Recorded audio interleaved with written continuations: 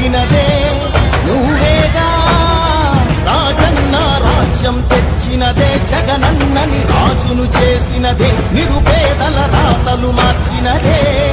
నువ్వేగా